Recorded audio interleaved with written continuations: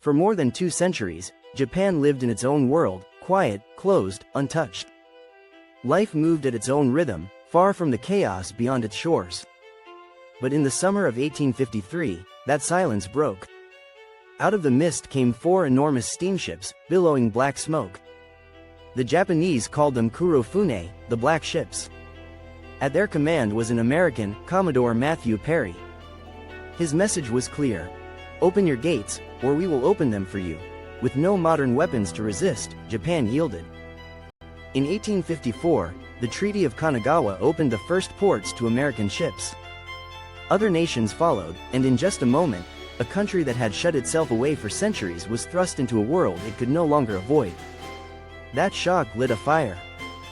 Japan's leaders swore their country would never again be so vulnerable. In 1868, the Meiji Restoration began, a whirlwind of change. Samurai laid down swords for rifles. Railways carved through old landscapes. Shipyards built modern fleets.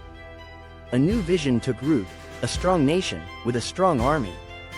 And soon, the world saw the results. In 1895, Japan defeated China, claiming Taiwan.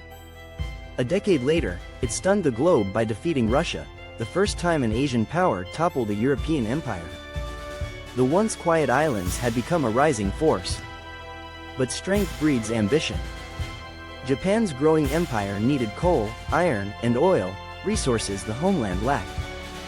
Expansion became survival. Korea was absorbed, Manchuria seized, and one by one, new territories fell under Japan's banner. By the 1930s, Japan was no longer looking up at the great powers, it stood against them. Armies marched deep into China, and in 1941, planes struck Pearl Harbor. The same gates that had been forced open decades earlier now swung wide in war. What began with black ships in Edo Bay ended in fire across the Pacific. Japan's story was one of resilience and transformation, but also of ambition that burned too far. From isolation, to empire, to war. The black ships opened a door Japan could never close.